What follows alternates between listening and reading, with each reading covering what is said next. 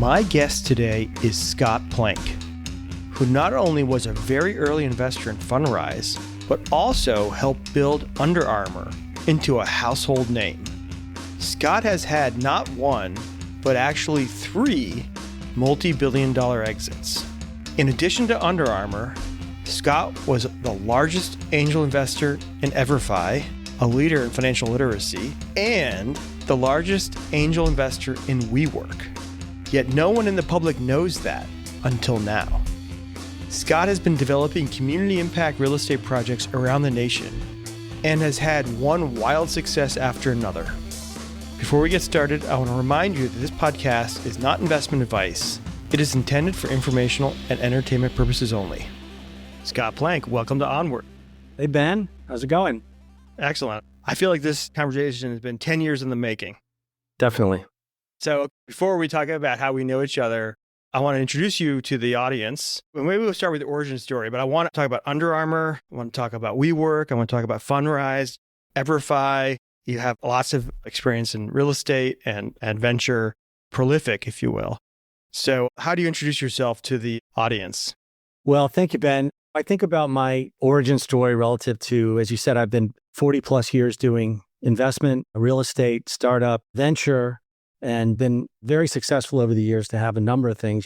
Probably best well known, of course, is being a partner at Under Armour for more than 20 years or so and driving that company from about $137,000 in revenue to about $1.8 billion when I left in 2012, took the company public. And as you mentioned, I've got some great stories to tell about private equity investing or venture investing or however you call it. That's certainly not how I called it when I was making the investments. But I've had some really great successes. I can tell you I've had some failures as well, but fortunately the successes outweigh the failures. So of course, Under Armour, which we'll talk about. And I was an early investor, largest angel in WeWork, early investor, I think largest angel in EverFi. And then of course, Fundrise.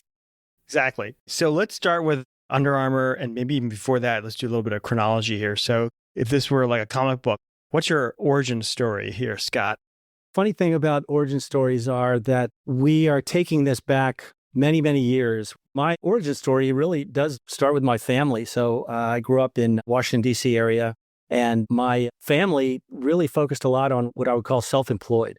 So my grandmother, who was in her late 80s when she passed away 20 years ago or so, she literally outlasted 3 husbands. And she was self-employed. She was a realtor for about 50 years in D.C.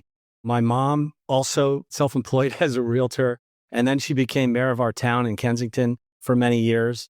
My dad worked for many years. He was a civil engineer, and then he was actually in overseas, which also gave me a bite for that. He was setting up communication towers in Iran and Pakistan, of all places, came back to the U.S. and worked diligently as a home builder, and eventually started his own company, ran that.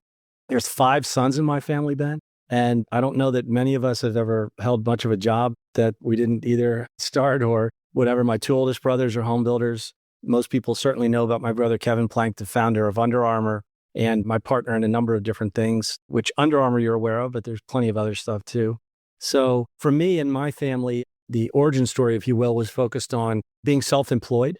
Is self-employed with extreme diligence, working really hard, recognizing that if you're not making the money for you and your family, then nobody else is. So it's a get up every day, come to work every day. And I think that was a very early part of my life. In fact, the first probably 7 or 8 years of my life, both during and out of college, was working for myself as a carpenter, building houses.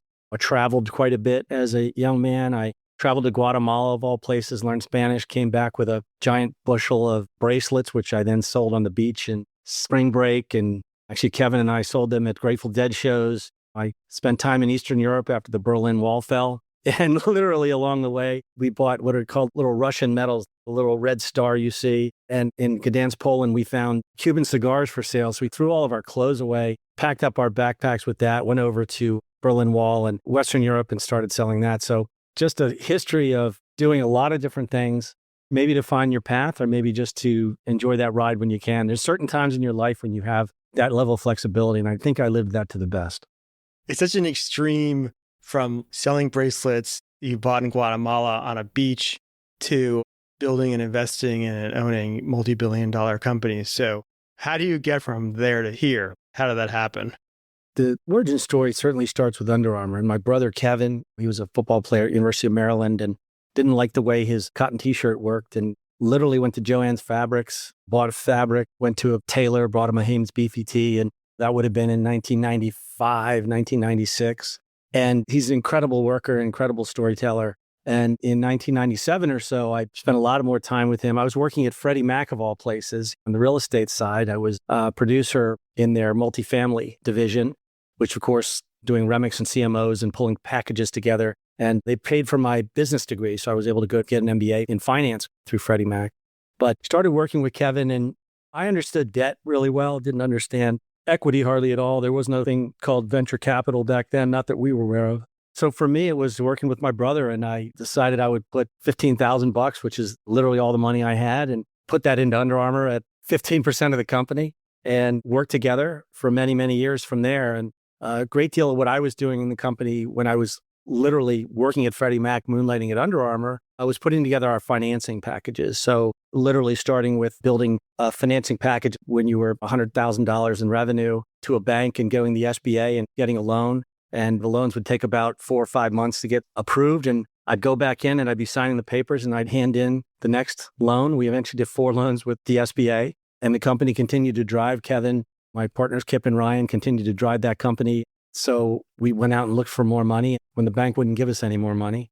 And Kevin was adamant not to sell equity. So we found a local DC, turned into a sub-debt lender who loaned us about $3 million at 24.5% interest rate for about 2.5 years. But that investment took us from about $5 million in revenue to north of $25 million in revenue, and continued on that path. Around 2000, I realized that the company is going to need a lot more. And one of the most important lessons is, you certainly know my brother and my other partners, we'd worked together a long time, but prior to making that decision, I had a wife and a kid, brand new kid, a mortgage. On the one hand, had a lot. On the other hand, had not much to lose. So worked it out with Kevin and Kip and Ryan. And probably the most important thing is that we all came together on the ideas of who's doing what. And I think that's one of the most important lessons I often talk to people about, is whether you're making an investment or you're starting a partnership, just being really clear about that. There's a famous quote from a guy named Lee Iacocca, who people on this call may not remember, but he had this quote: it was lead, follow, or get out of the way. And I've tried to live that in my life too. And I certainly been working for myself in my own company for 10 plus years now. But prior to that, I was very comfortable. Like, these guys know what they're doing. They know the process. They know what it means to be a sports marketing in a sports company selling shirts and shoes. And I said, okay, let's do it. I'm going to leave this other company and go full time. Okay, so many follow-up questions here. Let me just talk about the debt finance, because these days everything's equity finance, venture capital. I don't know if you read Shoe Dog, but Nike also. It's a great book. Don't tell anybody, but I did. Good one. So raising money based on revenue forecast, factoring, which is like financing your receivables. That's such a different way to grow your business. It's how you and Phil Knight did it. Because that seems really risky. Just seems like any shock in the bank could just take the whole company. I actually have one of my longtime family friends started a haircuttery, and he lost, it had 800 locations, and he lost the whole thing to M&T Bank. They took it from him during COVID. The guy's like 80 years old. First of all, we're not talking about the other guys, Ben. Keep them off my call. We never talk about the other guys. Not haircuttery. You meant the other guys. But I could tell you what we did. I could tell you what I did. And honestly, I think it's important to remember that decades ago, in the late 90s, there was not this heroic concept of what is an entrepreneur or what is a venture capital. It didn't really exist. You know, I guess it did, but certainly not in Washington, D.C. area or Maryland, where we were, in Baltimore. And then secondly, I came from debt. As I mentioned, I was working for Freddie Mac. I had a really good concept of how debt works, how you get debt, what is the package required, how do you take things through a committee, what are people looking for. So we'd also, as I mentioned, we'd done SBA loans, which was the greatest of venture, if you will, because you didn't have to have a lot of assets to do an SBA loan. Small Business Administration. Small Business Administration, thank you. So Kevin had to guarantee those loans personally. And that's, of course, incredibly stressful. And then from there, it was, well, we had a couple of people who were interested, friends and family, say would put some money into the company. But frankly, we had no idea, what is it worth? What's it going to be worth? Who the hell knows? So the idea of taking about $3 million, again, 24.5% IRR, but the alternative was selling equity and a lot of control in your company at a place where you're very young, you don't know what's going on, you don't know how to do it. So frankly, when banks and subject guys stopped giving us money, we were very lucky because we'd attracted the attention. We were going from 50 million to over $100 million in sales. And we'd attracted attention from some of the best consumer products investors. And one of those who we eventually got to know really well and who was a really tremendous mentor to me for many, many years was a guy named Chip Adams with Rosewood Capital. And it happened that Chip Adams, one of his main investors in Rosewood Capital, was a guy named Don Fisher, who had founded The Gap. So for us, we were incredibly lucky that the equity came along when we were ready for it. There was a lot of back and forth between Kevin and Chip about, you can't make us go public, you can't make us do this, can't make us do that. And Chip was great along the way. But the other good thing about it is by using debt, when we did the deal with Rosewood Capital, which I believe is public knowledge, but we only sold less than 10% of the company for $10 million.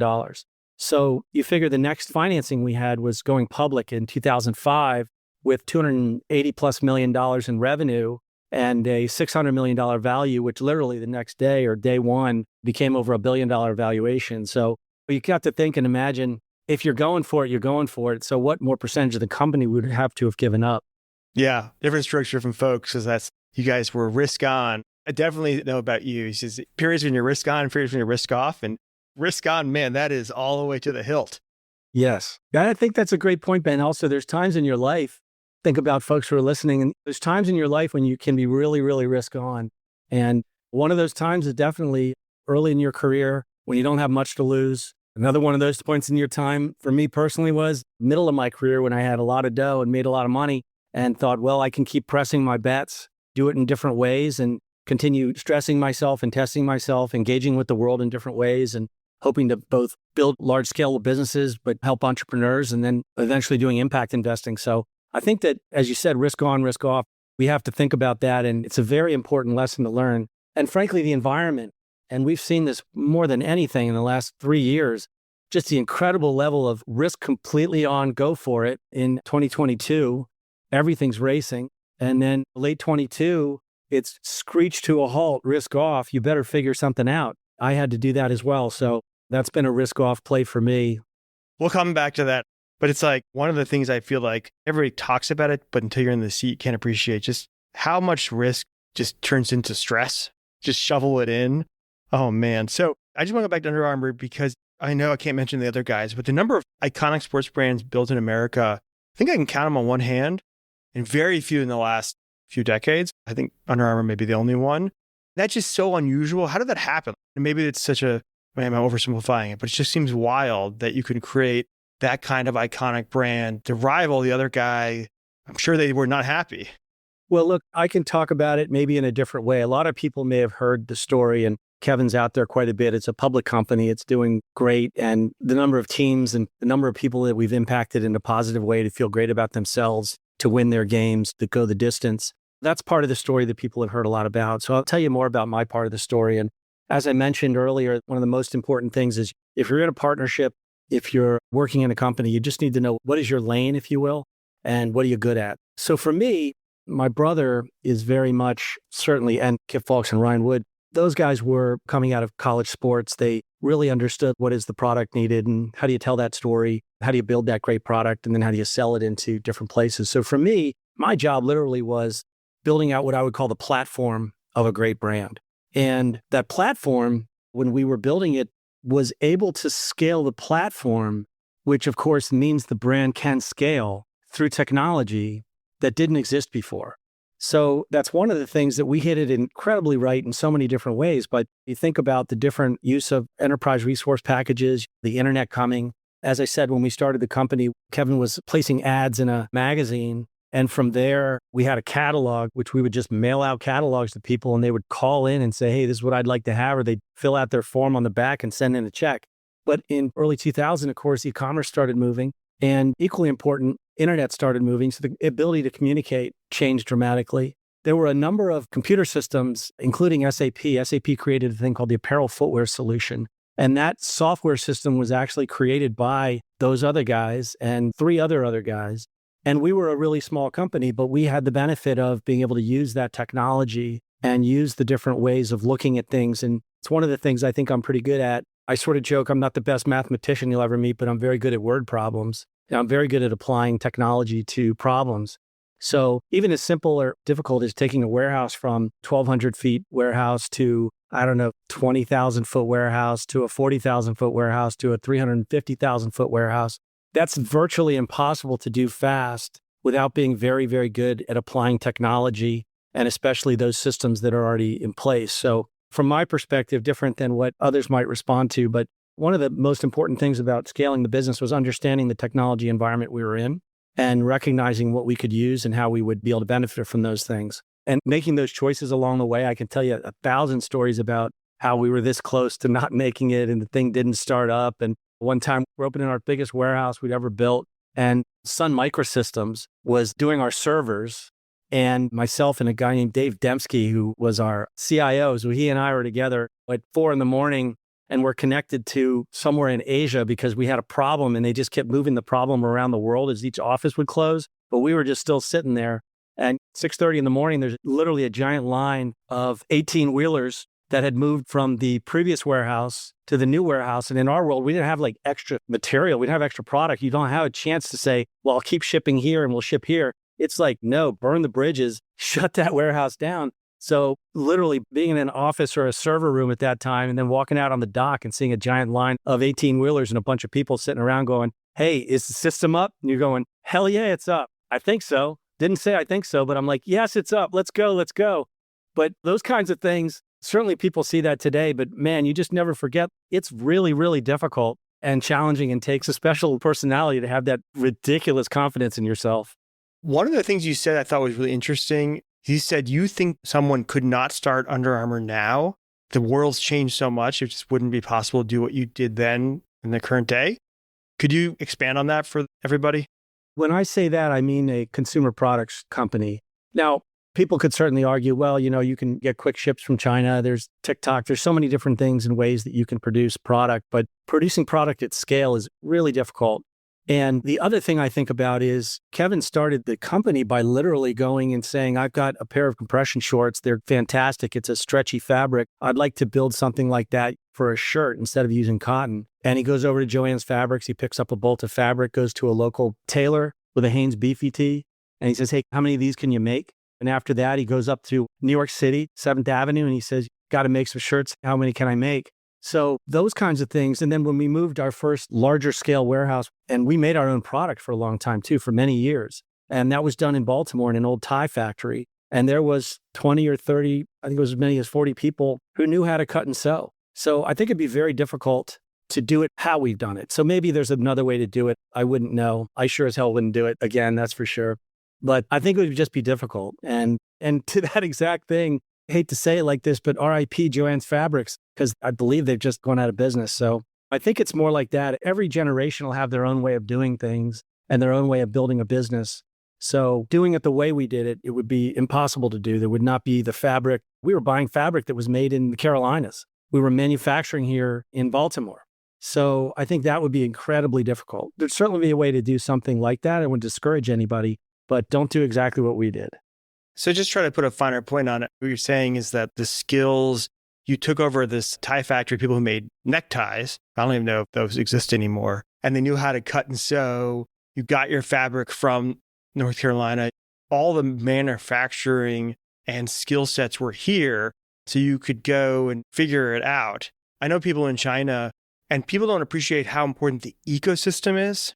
It's not just the capabilities, like the fact that across the street, your buddy, this is how software works in San Francisco. There's an ecosystem, and people with talent in one thing can come over to your organization and help you. And the San Francisco ecosystem, no one's been able to reproduce. Manufacturing is similar. Yeah, and I think we're certainly hearing that today with the administration is working diligently to bring manufacturing into the country for a number of reasons. But your point is well taken. The ecosystem of manufacturing, depending on what it is you're trying to build, and people say that all the time, getting the right skilled labor, or you got to go out and you got to make the skilled labor. You have to train people to do things differently than maybe I'm going to school and I'm going to earn a liberal arts degree. So that ecosystem is challenging. I spent a lot of time in San Francisco. I have a portfolio in San Francisco. Growing Under Armour, I spent a lot of time out there working with technology people. And you're absolutely right. That ecosystem does still exist. It's other places too in the United States and other places, but that ecosystem is tremendously helpful. That the randomness of walking into somebody at a cafe and going, hey, what are you up to? And hey, wow, that's really interesting. I think I could do that as well. That's something that I'd like to say I've benefited greatly from, is just being that person who's willing to go out and just bump into things. I can't wait to get to that. But let me just stay with Under Armour for a couple more beats here. So Under Armour's gone through some tough times. Obviously, I know about 2008. Could you tell at least one or a couple of the times when things really came down to the wire and how you worked your way through it? So I mentioned opening a warehouse with a giant group of 18-wheelers. I'm probably only going to tell you the stories that worked out okay for me. So hopefully that'll be all right with you. We mentioned these things that are going on now. One of the biggest challenges, of course, is, and many of us see that, you saw it in the last couple of years where the world changed in the real estate business. Well, now I'm not a real estate operator anymore. I'm somehow an interest rate analyst. So I'm somehow an economist. I'm not a guy who just likes to build stuff or run real estate. So where the sands shift beneath your feet. And I think one of the important lessons is recognizing that, and was it Muhammad Ali? I can't remember who said it, but everybody's got a plan to get punched in the face. And I would say that's 100% true in the world of entrepreneurship or the world of growing things. Best example I can give is before there was a crisis of 2008, there was a huge boom. Things were moving really well. I had been, as I mentioned, doing a lot of different things at Under Armour. And by then I was focused very clearly, very directly on building out our direct business. So direct business would be our e-commerce business and our stores. Stores being primarily outlet stores, which people are familiar with, where you're selling excess. And in today's world, it's not just an excess channel. It's very much a make for and very profitable direct business. Company's doing really well. 2006, 2007, company gone public in 2005. And the brand was on fire. We're killing it. And Kevin is thinking about ways that we can continue to drive the brand. And one of those ways people think about is you build brand stores. And you put your brand in places that people are not used to seeing it. So in Under Armour, you'd be used to seeing it on the football field, lacrosse field, tennis court, but you may not be used to seeing it in a high-end shopping center, other places you weren't used to seeing it. So with the retail group, I probably had 50 or 60 stores by then, probably 2,000 people working for me just doing retail throughout the country. And we thought, well, we've got the platform, we've got the skill set, we're going to start building brand stores. And brand stores is a very different business, completely different business. It's very expensive. The build out is expensive. The rent's really expensive. Getting the brand right's really expensive. The turns are faster. In outlet world, you can have product that's a season older. In brand stores, it's the product that's the season forward. So very challenging to do. And I certainly remember that it took me a year of talking to a number of landlords and trying to convince them that we were excellent at retail, that we'd done a great job with our outlet stores, like the Simons and some of these people who very much were great partners of ours. And I started doing term sheets for stores. And I distinctly remember I had a number of term sheets lined up. And at the time also, I'd started opening up stores in China in our China business, which was a direct business. So I was literally at a hotel in Shanghai, 12 hours ahead or backwards. I don't even remember. But all I know is it was 3:30 in the morning. And I'd talk to what was going on in the States. And you could start to see where the world was really blowing up. And more importantly was financing was locking up. Stocks were down tremendously. Are you going to find enough cash to do what you need to do? So we had to make a very difficult decision to shut down the brand stores. We'd already signed 2 of them, so we went forward with those. But we had to shut down the brand stores. And as I said, I had to make those phone calls myself and be like, man, I'm really sorry. We just got to do it. We got to shut this down because we don't know what's going to happen in the future. The sand shifted beneath our feet.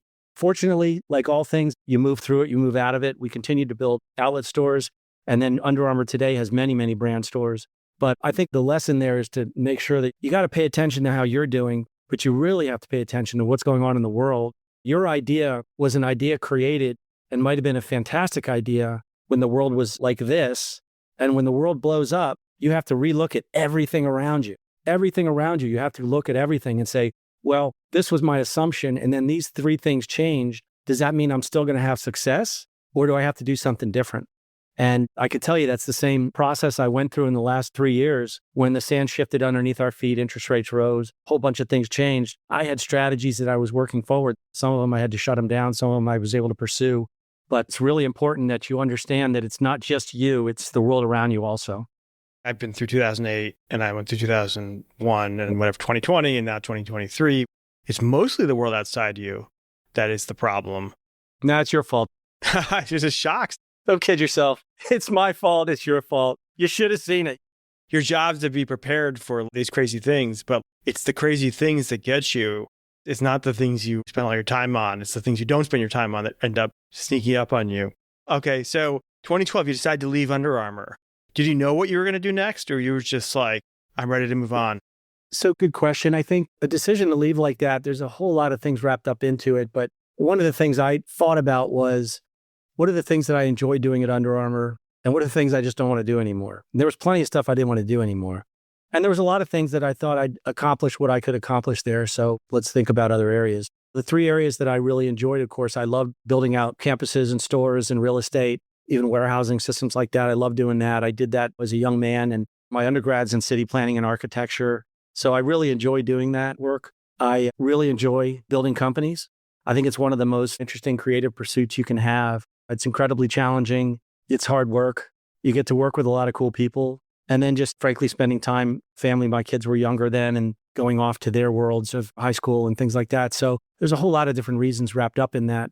But for me, on the professional side, it was very much making a list of those things that I enjoy doing. How I'm engaging with the world is how I'll often describe it. And I'll think to myself, well, I'm going to change the way I engage in the world, but there's still things that I want to do. So when I left, I set up the real estate company. And when I was at Under Armour also, I did basically nothing else. I think I fixed up a house, but that was literally it, because I thought it was just so important that you're only doing what you're doing when you're doing it. So I didn't have any venture stuff, nothing like that. Towards the end of the time at Under Armour, I had made 2 investments that were introduced to me in areas that I thought I had a lot of both expertise and knowledge about. And one of them was Everfi, which you mentioned, which is a fantastic company, also founded in DC, a guy named Tommy Davidson and some partners. And they were focused on financial literacy coming out of the crisis of 2008. Loved what they were doing, thought I had something to add there. And then the other one, of course, is WeWork. So people know a lot about that, and I'm happy to tell that tale. But for WeWork, I had a very unique introduction to them, and then a very unique perspective and background on why it was interesting to me. Let's do WeWork first because it's so fun. Because I sit at the intersection here of real estate and tech. And what's funny about it is that even though you were super early, earlier than almost anybody, you've been able to stay out of the movie. So this is first an exclusive here. Okay, so you get introduced to WeWork. You want to tell the story of how early was it? What was happening? How'd you make that decision? Because it's a crazy story. Well, look, man, I love quoting movies, the movie Swingers, man. I'm the guy behind the guy behind the guy. So I don't do a ton of podcasts. I thought we would do it together because I wanted to work with you on this. So the funny thing about it was I was actually introduced to Adam Newman and Miguel McKelvey through my good friend Larry Max, who we still do things together now. And Larry knew Adam's father-in-law, who was in the movie. And his father-in-law introduced us. And Larry and I went up to New York City and we toured what was WeWork's second building at 1 Little West 12. And I looked at what he was doing. Of course, Adam is the same person as he is on television, as he is in person, as he is on podcasts, et cetera. I got to know him well. But what I found most interesting, honestly, for me was I thought it was something that I had a unique understanding and interpretation of that others didn't. And you're right, a lot of people passed it up. For me, I had been building remote offices for Under Armour and our own headquarters. I built our headquarters in Baltimore. I built offices in Denver, Colorado. I built in Toronto, Amsterdam. I built an office in Shanghai. We built a different office in Hong Kong. And then I'm building stores. So I had a pretty unique idea and appreciation for how difficult it is to do an office. Our first office in Baltimore was 1,200 feet, I think. And the back room was the warehouse and the front room was the, quote, office. I was working at Freddie, moonlighting at Under Armour, and I had to go to the store and buy a book called Networking for Dummies, which is that big yellow book that probably nobody knows anything about anymore. And then I had to go down to I think it was a local electronics store and buy a big spool of Cat5 and crimpers and little ends and wire up my own office. And then I had to go down the street because Dell Computers was the only guy selling what was something like a white box. I had to go down the street, but this was back in the day when there were a lot of people building and selling their own computers from a small little strip center. So I bought 8 computers, I put the thing together, wired it all up, and we had a network. Getting phones turned on is incredibly difficult back in the day. So you take those things. And then the other piece that I really, really understood is not just the operational side of opening an office, but the brand side and the community building side. So one of the things I always tell people is that your brand starts in your own company. It starts with your own people. So trying to tell your brand story, you better make sure everybody internally understands it. And telling that brand story can also be told in your 4 walls in your office. It's told in your stores. It's even told in your warehouse. Every place there's a space like that. And of course, Under Armour is a on-field brand, being products, shirts and shoes on field. So being on field where you are in 3D world is very important to us. So seeing what Adam and Miguel were creating, Miguel especially creating this brand idea of how cool the space was, that I felt that that was actually a revolutionary thing. And some people who had experience looked at it and said, whatever, he's just got a different paint color or something. I was like, no, you don't understand. And the other piece I thought was just incredibly important was the way they were able to bring people who was a startup or a single operator. And so you had one or two people in your quote company. So working from home, people have romanticized that after COVID. I personally find it, although I'm sitting at home right now, I find it boring. I don't find it that exciting. I prefer to be in an office or engaged with people. So one of the other things that WeWork did, which I always found to be incredible, was at Under Armour, you got 3 or 4 people there. So I built an office in Denver, Colorado, and I had to think about which people or services are going to come in that office. And so just having the sales team and the sports marketing team, those guys get along really well. But if you have other types of users in there, other types of services in there, nobody hangs out. So one of the coolest things about WeWork was you might be a startup guy, and I might be doing shirts and shoes, and you might be doing a real estate refi startup, or another person might be an accountant. But once you go to lunch together, which is really important, everybody has the same problems, like customers a pain in the ass, I don't have enough money, somebody didn't pay me.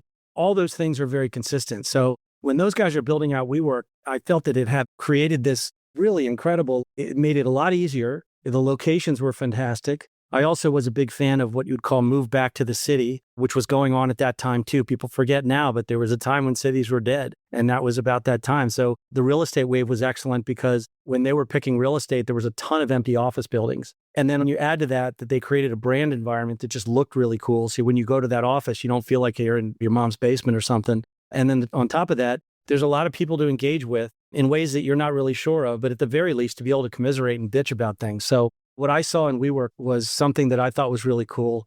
What I saw in Adam and Miguel was something that I've since been able to replicate, just how important it is to have the right people running something. But reel it back to my decision-making tree was entrepreneurs are far better at risk than risk management. So I got to know Adam, my partner Larry and I, we put up the money for the 10 improvements in that building. I got to know them, continued to know them for several months. And then Adam was raising money and I said, I'd be interested in that. I spent time with him, learning the business, et cetera. And interestingly enough, you get to know someone when you're negotiating with them too. And what I got to know was I started out, I was going to invest about $2 million or something in the company. By the end of it, when we closed, I invested $2.5 million. I invested $2.5 million at a $50 million value. So I had 5% of the company, which I think made me the biggest angel in WeWork. The next financing they had was Benchmark Capital put in $17 million at a $100 million value. And I thought I'd hit the jackpot at that point. I was like, oh my God, I hit a double. This is incredible. The rest is history, as they say, because WeWork went up to $47 billion selling stock to SoftBank. And little known fact, I will say on this because we're friends, but I was very fortunate to have effectively founder's shares. So I was selling along the way with the founding team. So a really exciting company and very proud to have been part of it. It's incredible. 50 million to 50 billion story and then back down. To be fair, this SPAC was $9 billion in value. So it's funny, again, gets back to this weird culture of entrepreneurship and what is success. These guys built a company that even at the SPAC was worth $9 billion. And that's pretty amazing. I'm here to try to pull out some of the lesser known parts of the story because everybody knows. And I think everybody's view is tainted in retrospect. But I think it's like WeWork at the time, they just transformed how people thought about real estate and place. And it was part of an era of, you said this, but the rejuvenation of cities, the rise of the millennial, and the rise of tech. Tech became, I mean, it's just, everybody takes the present for granted, but like tech didn't become a booming sector till after 2008. It took a long time for everybody to realize that tech was going to be the prime driver of growth in the US. So all this happened at once during that decade, and WeWork is at the epicenter of that. One of the things that you said I thought was really interesting was that the company, people conflate the capitalization and the challenges it had on the cap table, if you will, with the business itself, which actually was always a good business. Could you expand on that or maybe explain what you meant? So I was involved very early for the first couple of years, but then not so much after that for reasons that probably you could just intuit why. But to your earlier point, what I think is important, and I'll just think about it from my perspective, take the financing out of it. The company created places and spaces for people to really pursue their dreams. And so many companies and people came out of WeWorks all around the world. So again, I'm very proud to have been a very small, early part of that and very proud of what Adam and Miguel were able to create because the timing was incredible, is really important. People need to remember at that time, there was not a ton of jobs either. In 2008, the world had completely blown up. Offices were closing and people were getting laid off and people had to figure out something else to do with their time. And on top of that, as a person who, as I mentioned, I studied, my passion is city planning and growing places. The other thing about what WeWork has done and did over time was created places and put investments in places that others were not willing to do. I invested in one WeWork building with them. It was in San Francisco. And again, say what you want about San Francisco with COVID, that's been a tragedy and difficulty. But prior to that, it was, and it is again, thank you, a city on the move with tremendous amount of interest. And Adam and Miguel and WeWork were taking empty buildings and they were turning them into places people wanted to come. And something I often think about is one of the hardest things you can possibly do is bring people to places they're not used to going. They haven't gone there before. So one of the things I've focused on in my world is sometimes you have to do something to get them to move there. This actually reminds me of a very early Fundrise, and one of my attractions and interests there was I've always been a fan of, if you want to live in that neighborhood, you have to get it activated. So sometimes you can activate it with a WeWork. Sometimes it can be a cafe or a restaurant or another apartment building or something like that. So I think what they did at that time, they really, I don't want to say saved cities, make it that crazy, but there were so many cities that had holes in their fabric, and those holes were filled by WeWork buildings. I want to talk about Fundrise because actually our original tagline was build your city because we really wanted to activate people to be able to invest in, own, and build the way the city ought to be built rather than outside money. But before I get there was an unusual clause in your deal with WeWork. And I just feel like that says it all about you. Well, as I said, I'll revisit. Entrepreneurs are not very good risk analysts. So I was at Under Armour when I made the investment. And of course, being a scheduled employee in a public company is a big deal. And to me, there was nothing more important, certainly, than Under Armour. And no personal investment that I'm making outside of that company would be allowed to change people's viewpoint there or viewpoint about me. So not so much with WeWork, but in general, I was like, if I'm going to make this level of investment, one thing I need to make sure of is that this isn't going to come back and bite me. I didn't join the board or anything like that. So I put in my investment documents that I could put the stock back to the company at any time and lose all my money. I wasn't going to get my money back, but I wasn't going to keep the stock.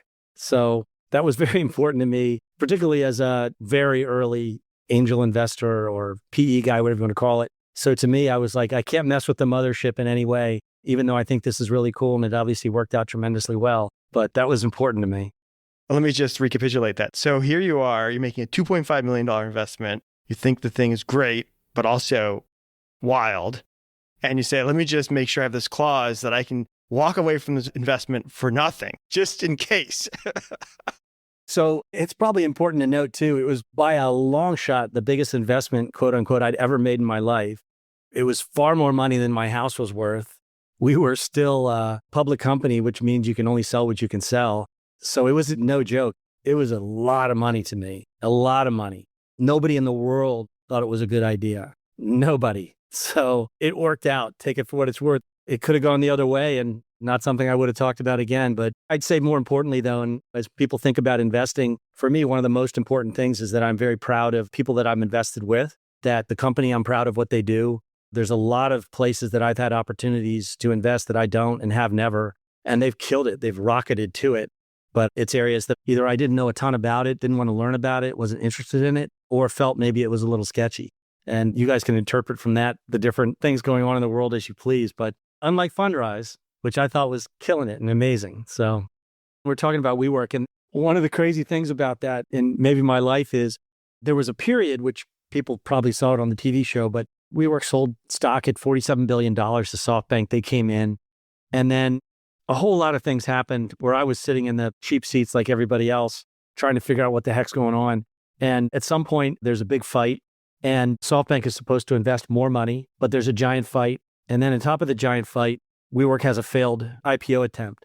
So I have to tell you, I was sitting there, sitting back and looking at that going, I had no insight other than, wow, this really stinks. I think I've just gone to zero. So I spent probably 8 months, I don't know how long it was, when I just figured, well, whatever I sold, I sold. The rest of the stock I own is zero. And then Adam pulled a rabbit out of the hat And he gets SoftBank to invest $1 billion, I think it was, at $19 billion in value. And we were able to sell into that. And then the next phase was the SPAC, which we were able to not sell into the SPAC, but to sell eventually. So again, know when to hold up, when to fold up. Man, I've had a lot of ups and downs. When you were at the top and your WeWork shares were probably worth close to $800 million, did it affect your psychology? Did you go to more expensive dinners? Honestly, not. I don't know how this is going to sound to people, but I've done well with a lot of different things. I've done well with WeWork. I'm also really good with risk, generally. I'm really good with sometimes it works, sometimes it doesn't. I wouldn't say I'm really good with risk analysis or mitigating risk, but I'm good with risk. And I'd say the second part of it is certainly, look, with WeWork, I think it exceeded anybody's concept of an expectation of how much return you would get on an investment in a company like that. So when you add up all those things together, I looked at it like, well, that sucks. So nothing I could do about it. Yet I had other stuff going on, other fish to fry, as they say. We see you look at some flyers that have just been... Not a lot, honestly. Not a lot, just a few. Yes, that's true. Just a few flyers.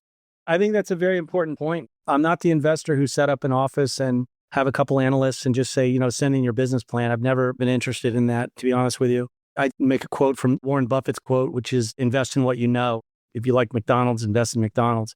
So for me, it was, I tried very hard and have continued to do that, to invest in things that I know or that I have something to offer, something to add to it. And then, of course, it also, and I think about this of any partnership, we must have shared values.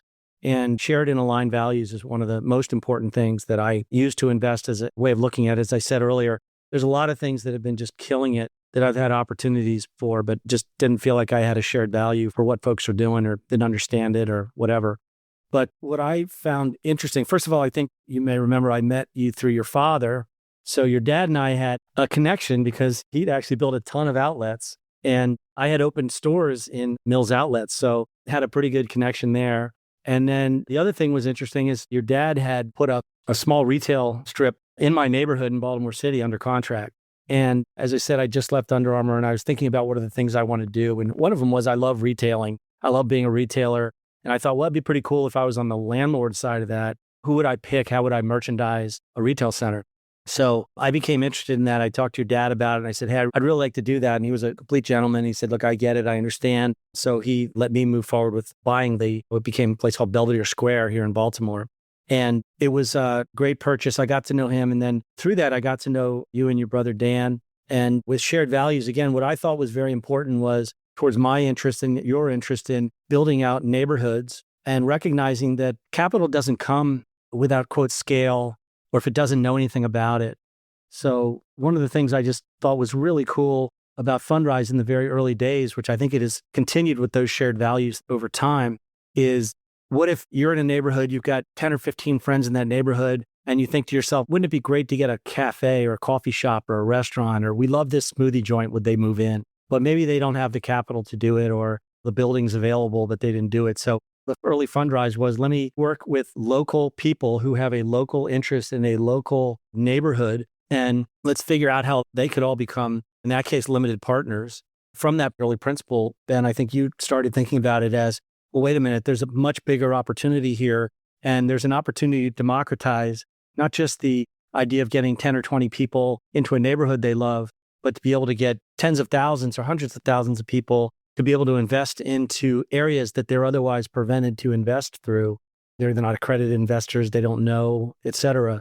So I became interested in Fundrise because of that core principle. I also have two real estate companies. One is called Warhorse Cities, and can get into that. We do a number of different things. And then I have a thing called Warhorse Cities CDC, which is a community development corp, which is a not-for-profit. And I've continued with that idea that some things don't pencil, but they're really important to do for a neighborhood. So sometimes for me, I use a not-for-profit, sometimes I use the for-profit, but the principle and the idea is always the same, which I think is the same case with Fundrise over time. The core value of you guys and the core value of the company continues, and it's just expanded and scaled. So much of what was happening at that time was that cities were still recovering from the riots from 1968, and they were just, some of the properties we bought or renovated or funded were abandoned, had been abandoned. The first deal we ever did, the first Fundrise deal in Washington, D.C. on H Street, like it had been an abandoned building since the 1968 riots. And when we renovated it in 2011, 12, It had been a long time since anything good had happened. And that era of rebuilding cities was the birth of Fundrise. And we eventually grew from there to the Sun Belt because look what's happened to cities. We were lucky to move to the next strategy because COVID just came back and redestroyed so many of these cities again. But the fact that you sit at this intersection of real estate and all these other things, I'd love to talk about a couple of your real estate deals. Let's just do the WeWork one first because it kind of represents the rise and fall of real estate in cities. Because WeWork, you go into San Francisco, you rebirth it, you buy this building, you tell that as a quick arc because it's remarkable to me how much people have taken for granted now. Things have just, in that period, how much it went from nothing to worth a fortune back to nothing. Just incredible. It's a great lesson that certainly we spent this call talking about all the phenomenal successes. Trust me, I had some stinkers too. And what I think is important to understand, and I can point to early days at Under Armour, and frankly, going back to the retail story I told about the sands under your feet shift, you have to be really quick and figure out what's going on. And sometimes you have to shut things down. You might have spent a lot of time on it. Might have been a great idea at the time, but the world changed around you. So for me, it tied into what I was doing with WeWork, getting to know Adam and those guys. There was a building at the corner of 6th and Market in San Francisco, which is also known as the Tenderloin.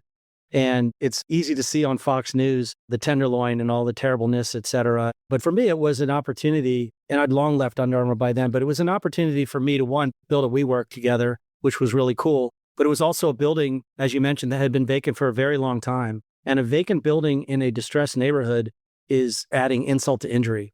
So being able to create and put in that distressed neighborhood a WeWork where you have several hundred people, men and women and others who are saying, we're going to make this our place, we're going to build here. A number of other places, a number of other companies had moved in, very familiar with Twitter was in the neighborhood around the corner, Dolby, a number of other companies, there was in that neighborhood. So I bought 3 buildings on that corner. And again, it seemed to me that the world was moving in the right direction. People were moving back to cities. And frankly, it was doing extremely well. I own next to the WeWork building a rent-controlled apartment building, 77 units across the street. I bought what was an old pool hall. We put a food market in it for a couple of years to, again, bring people to places they haven't often been. And then that became, we worked with a very large institutional investor, built that into 180 plus apartments, which it is today. But knowing where to hold up, when to fold up, COVID hits. WeWork is in distress. What should they do? What should they hang on to? They hung on to this building for quite some time because it was fully leased to WeWork. And then they made the decision that they were going to move out of the building. So I'll spare you the trials and tribulations of that decision. But that also fed to me, well, what am I going to do? And the city of San Francisco, like so many of our cities, went into deep distress for a whole host of reasons. And that was a building that, although I loved it, we literally built it from scratch. It's gorgeous inside. It's a beautiful building. It's called the Golden Gate Theater building. It has beautiful prominence on 6th and Market, really important building right next to Golden Gate Theater. So I hung on to it for about a year trying to figure out what can we do? And then at some point I had to make that decision that all of us do, which is it's not going to work out. I've got these other buildings that I have to focus on. I have other areas of my portfolio I have to focus on. But the other side of that story is that I own a number of other buildings in San Francisco, and 3 things had to happen getting back to that. So the sand shifted out from under us. So what were the 3 things that have to happen in San Francisco to gain confidence again? Well, first one was there had to have been a federal court order, which allowed you to, instead of saying that people who are homeless, they live on the street and that's the humane way of doing it, which I've never felt that way. You created a different environment where people could move to shelters. The second thing that had to happen is that the people in charge of San Francisco had to change and swap out. So we had that happen. We have a guy named Daniel Laurie, who's been elected mayor, who is just such a tremendous inspiration for that city. You have other folks, some of the supervisor of the Tenderloin swapped out. I met him a couple of months ago, met Daniel Laurie a couple of months ago, gained that confidence that these guys, that the city, that the community of San Francisco is going to invest in itself. And that's what they've been doing. So I'm always reminded by myself of a song by a guy named Kenny Rogers, which is called The Gambler. I promise I won't sing it for you, but it's, you got to know when to hold up. You got to know when to fold up. You got to know when to walk away. You got to know when to run. You never count your money till you're sitting at the table. There'll be time enough for counting when the dealing's done. And I can tell you, if you use that song and listen to this podcast, you'll see me in my head, that song over and over again. So husband your resources, continue to make investments, continue to invest in philanthropy and Tenderloin, which I do still today. And it will potentially work itself out, which is where we are today with San Francisco. Can you put some numbers from the beginning to the top, back down to the bottom on that building? Because it adds some concrete scale to it. Well, 60,000-foot building rented to a single occupant, which was at that time a very big, fast-growing public company, extremely well-financed, was worth an awful lot of money, 60,000 feet. Today, it's worth probably $4 million and probably 20 plus million invested in the building because it was an empty shell. So certainly gives you perspective. Ben, it's like, as we're looking at things we're doing and we have to say to ourselves, it's not working out. It reminds me of Mr. Wonderful on Shark Tank. And sometimes a guy will come in there with the greatest hopes and aspirations in the world, and he'll pitch Mr. Wonderful this incredible idea. And he just looks at it and he says, this is a terrible idea. I'm going to save you a lot of time. I'm going to save you a lot of personal money and energy. Go find something else to do. Take this idea out behind the shed and put a bullet in it. So I've had to do that more than a few times. This is something like late 2022, interest rates are going up, the stock market collapses. I'm going to 23, interest rates go from 0.25 to 5.5. You have a real estate portfolio. And then you also had some tech company investments. You once said to me 2023 was the hardest business environment you've ever been through. Did I have that right? We forget the early things that were painful that worked out. So I can't say that it was the worst I've ever had, but I can tell you it was pretty terrible. And I think it's also, again, I may not have always taken in what you might call black swan risk or other types of risks. So I was like a lot of people looking at the post-COVID boom and excitement around that, and did not take into account, like a lot of people, that what is this going to be? Flush the country and the world globally flush with a lot of cash. What's that going to mean for interest rates? So what I had done is had started a selling process in my real estate portfolio, not because I was smart or anything like that, but just because I felt that things were really valued. I was personally thinking about cutting down on the things that were not core and key to mine. And I feel like where I am today in my real estate portfolio, again, same thing. I don't use outside investors. My portfolio and my work is all for my own account. So it's very much focused around what is the world going to happen that I think. And at the time, I'd been starting companies that were focused around advanced logistics using new technology, which was primarily IoT, and started 3 companies that I invested in. One was called Medigo, which was an IoT platform for, of all things, quickly tracking and creating machine learning for how quickly you could move human organs. And the reason for that is because the United States doesn't have that system at all. Everything's done by notebook, and there's nothing more valuable or time urgent. In fact, invaluable. You can't value a kidney that's life-saving for somebody, and if it doesn't get there, it can be wasted. So myself and Dr. Joe Scalia and some other folks, we built this company up, and we were cruising along, doing really well with it. 2022, mid-22, you're starting to go out and look for term sheets from other investors. We've got a couple of the very big multi-billion-dollar multinationals saying this is great. We had half of the market, close to half the organs moving in the country are moving across the Medigo platform. And then all of a sudden, the world blows up, and it's late 22, and the term sheets are, we're not doing that. And then you call them up, you say, what do you mean you're not doing that? Say, we don't invest in companies anymore. I'm like, what the hell happened? 6 months ago, you guys had a huge venture arm. Yeah, we don't do that anymore. And the next thing you know, that CFO gets fired. The new CFO comes in, then the CEO gets fired. So it was a tremendously difficult time to figure out what's going to happen, what's going on. Of course, in the real estate side, you had to do the same thing. You had to make decisions around, well, if the interest rate goes up and I'm at interest rate risk, am I willing to buy down the mortgage to keep the property, or am I not willing to do that? So with the company Medigo, the other thing that shifted was early 23 was the early days of AI, which of course I should have seen that coming too, because we were involved in machine learning, creating very sophisticated algorithms to create a time of delivery across a very complex supply chain. But with AI coming, we started getting calls from some of the very big tech companies that were doing medical. And I was like, oh, this is great. This is going to be awesome. Then I started talking to them. They're like, yeah, you don't have this, you don't have that, you don't have the data, you don't have this, you don't have that. And I was like, oh my gosh, what are we going to do? So we made the decision in that case was, well, the company is very important. The mission still stands. We're still literally saving lives every day. So we went out on a path to sell the company far earlier than I wanted to, not at the return that I wanted to have. But we're very happy in that case that we were able to sell the company to a company called CareDx, which is a big public company in that space. So Medigo continues today and serves its customer and saves lives every day. So another company I did, we had to shut it down. We did the same process. We had term sheets sitting there. In late 23, I had a term sheet that was we're going to invest, and then it was with an option to buy. And literally a week or two before that, the CEO gets canned. The CFO becomes the CEO. The CFO says, we don't make investments. So we had to shut that company down. We had to make some really tough choices. So I think that there's a lot of ways to interpret that and approach that. But I would say one of the most important lessons that we all need to know is at some point, you just got to shut it down. And it's really ego bruising. It hurts the wallet. You might have other investors that you have to go and tell a terrible story to. You have employees you've got to talk to. And it's terrible. But sometimes it's what you got to do. We got almost to the present here. What's next for you, Scott? Actually looped up in the advice I give to my kids right now. One of them's a senior in college. One of them's out for a year. One of them's out for about 4 years, 5 years. And I think to myself, well, what is the world going to come to next? Because what we have in front of us is a potential revolution of AI.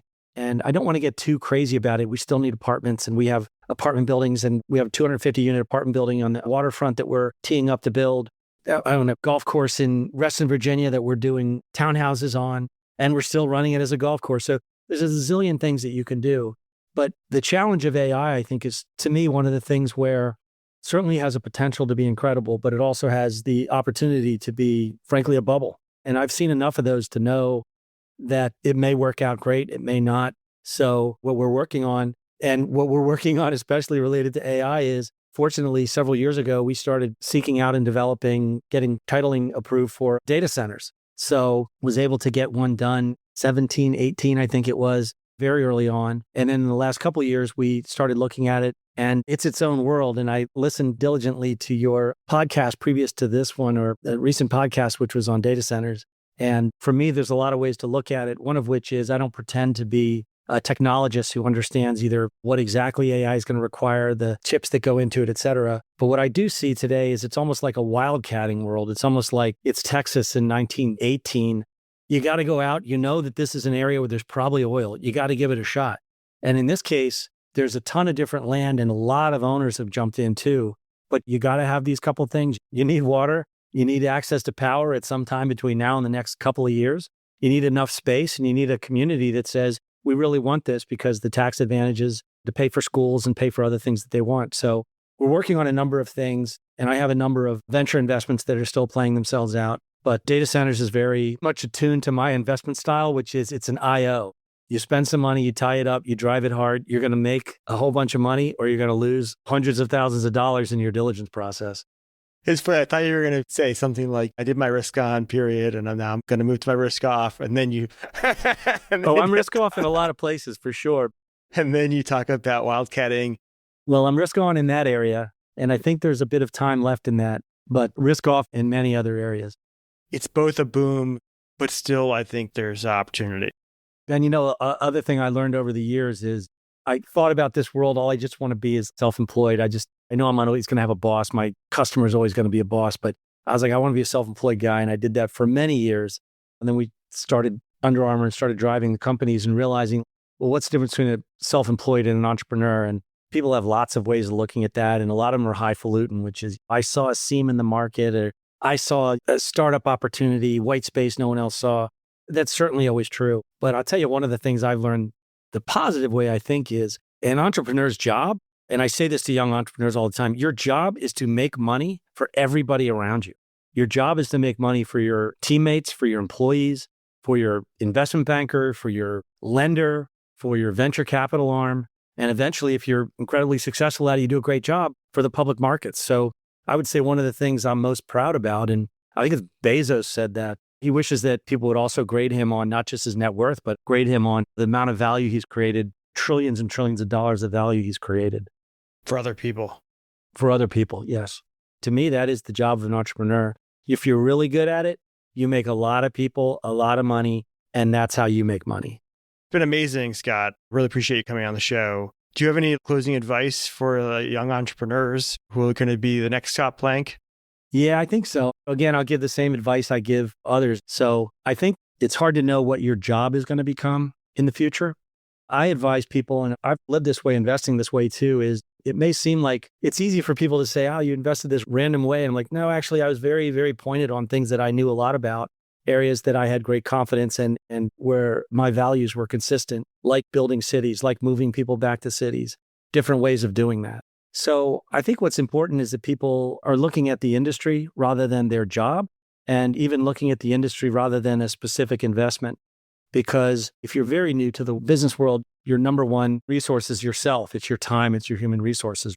And I can tell you that early in my career, it's all I had was human resources. I didn't have any money. I had grit, but I didn't have any money. So I think in today's world, even if you had money, I think that what's more important is understanding to the best of your ability where the world is going by industry. So I mentioned earlier that something like data centers. So data centers, maybe that's something to become involved in, maybe not. If you're not interested, don't. But one of the other areas of incredible interest to me is, and none of these are things that I'm the genius just coming up with this, but technology and development coupled with climate change requires a different way of looking at energy. And a society's growth is often driven, fueled through having energy, whether it's your personal energy to run really hard or it's electricity coming across the wires. So I think that there's areas to look at which are more like industry than they are about a specific job. And we can point to that. I want to be a lawyer. Well, I don't know. I can tell you 5 different startups who've approached me on, we have AI, we're going to get rid of lawyers. I want to be an architect. Well, I'm talking to guys now. They're doing a really kick-ass job looking at a building of ours using, I don't want to say AI exactly, but using a very different way of looking at the shell and deciding here's a bazillion things you could do. And here's a bazillion different ways you could use this building, which previously would have been really hard to do because you'd have to redraw the thing or lay it out. Areas that I know about. So I think what is important though is certainly we're going to need to build more houses.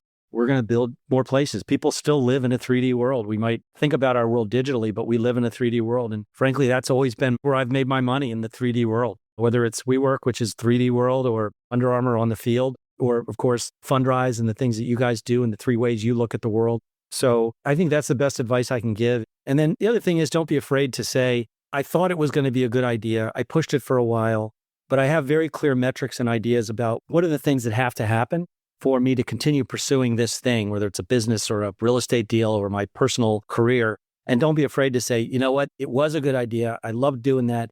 It's not working out. I got to make a change. And I can tell you, hopefully you've heard from this podcast, I've made more changes than probably most people in the world, because at some point you realize you're not actually that good of a CIO and you bring in a real CIO. You're not that good of a CFO. You're not that good of a head of real estate, and you bring in a real person. So I think that's really important to understand. Awesome. Well, Scott, thank you again. Onward. Thank you, Ben.